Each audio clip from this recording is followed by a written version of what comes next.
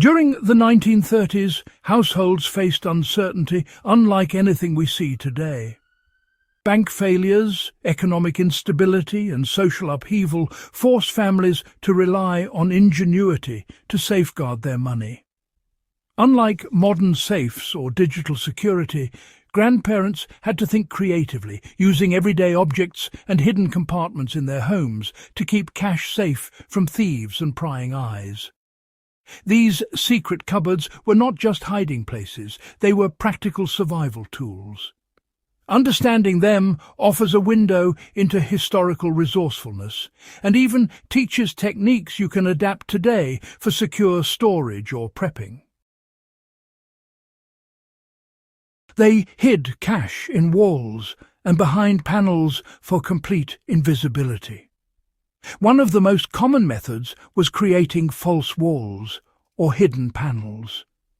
In many older homes, especially those built before the mid-20th century, walls were thick and often had cavities that could be repurposed. Grandparents would cut small sections of wood panelling or plaster to create narrow niches. Money would be rolled tightly and tucked away behind these panels, often near structural beams where no casual observer would look. Applying this today, survivalists or history enthusiasts restoring old homes can explore these structural pockets to uncover hidden caches. Even modern homeowners can adapt the principle by installing removable wall panels in less obvious areas to store valuables. Kitchen cupboards were never just for dishes. Kitchens were central to daily life, making them ideal for concealment. Cash was often hidden inside containers that seemed ordinary, flour sacks, tin cans or jars. Some households even drilled small compartments into the bottoms of kitchen cabinets. The advantage was psychological. Nobody expected money to be in a place they used every day for mundane tasks. For practical application today, this reminds us that ordinary objects in everyday areas can double as secure storage. Using decoy items for essential gear or emergency funds in a prepper setup can be just as effective. Wardrobes and clothing drawers were a preferred tactic. Bedrooms offered privacy, and furniture construction in the 1930s made it easy to hide cash. Wardrobes often had false bottoms or hollowed-out sections behind drawers. Cash was tucked between layers of clothing or inside stitched pockets. This approach was discreet, and it allowed families to access money quickly without leaving obvious signs of tampering. Modern enthusiasts can replicate this by creating custom false bottoms in drawers or sewing hidden pockets into garments for emergency funds. Hidden compartments in furniture were, well, a silent safeguard. Furniture itself became a tool for survival, you know. Chairs, desks, and even bed frames were cleverly modified to hide money. Desks sometimes had secret drawers that could only be accessed through specific mechanisms, while beds occasionally had compartments tucked away under the slats or mattress. These tricks were especially useful during the Depression, when homes were frequently targeted for burglary.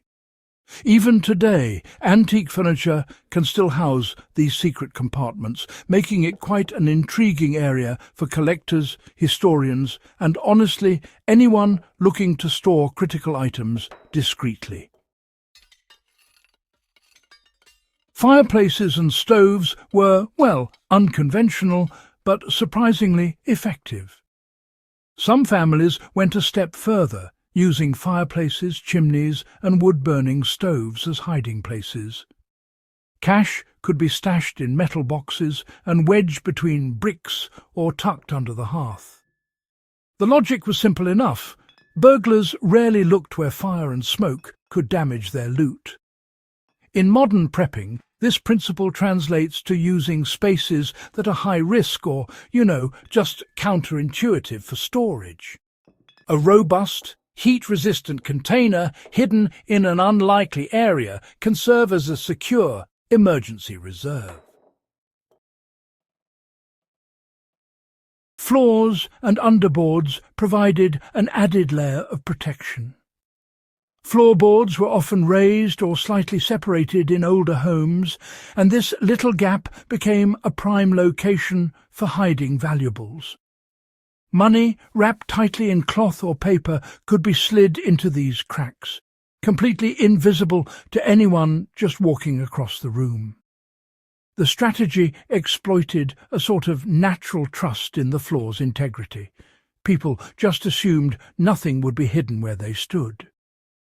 Today, this concept is used in secret floor safes or hidden compartments in renovated homes.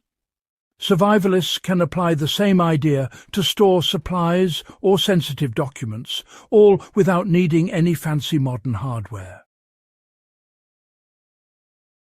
Behind everyday household objects, making security, seamless was just second nature. Grandparents, were true masters of disguise. Books, clocks, radios, and even sewing machines. These were all hollowed out to conceal cash. They chose items that folks handled every day, but almost never bothered to look inside. This method, honestly, underscores a crucial lesson. The most effective security often lies right there in plain sight. In practical terms, historical enthusiasts, or preppers, can hollow out inconspicuous items around the home to create emergency stashes for money, small tools, or essential supplies. Lessons from history? They offer plenty for today's practical survival. Every method from the 1930s you see shared a common principle: use ordinary spaces creatively, make access intuitive for the family and unpredictable for outsiders.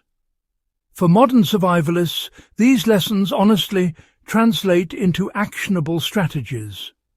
By studying these historical hiding places, you can design secure storage for cash, documents or supplies, without having to rely solely on commercial safes or digital systems. Incorporating hidden compartments in furniture, walls or kitchen items, it provides redundancy and really reduces risk during emergencies. Applying these insights doesn't require a full historical restoration. Even in contemporary homes, examining underused spaces, furniture and cabinetry can reveal opportunities to create secure stashes. For instance, adding a false panel to a closet wall or converting a hollow book on a shelf into a concealed container offers practical, immediate value. You can also adopt multiple smaller hiding spots rather than one large location, mirroring the layered approach grandparents used to mitigate risk. How to research and uncover hidden caches in historical homes. For historians and enthusiasts exploring old homes, the same techniques your grandparents used can guide you. Check for irregularities in panelling, slight gaps in floorboards, or unusually constructed drawers. Understanding typical 1930s furniture construction, kitchen layouts and building practices increases your odds of discovering hidden spaces. Documenting these findings not only provides historical insight, but can also inform restoration projects or prepper planning. The secret cupboards and hiding spots of the 1930s were more than clever tricks. They were survival strategies shaped by necessity.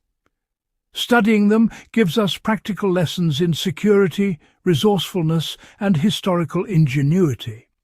From walls and furniture to kitchens and fireplaces, every hiding place reflects a combination of creativity and strategy that still resonates today.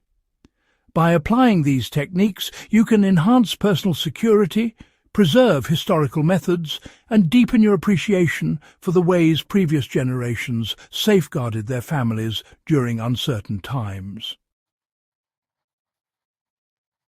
If you found this guide valuable, make sure to subscribe to Battlefield of Survival for more deep dives into historical survival tactics, and share it with fellow history enthusiasts who appreciate actionable insights from the past.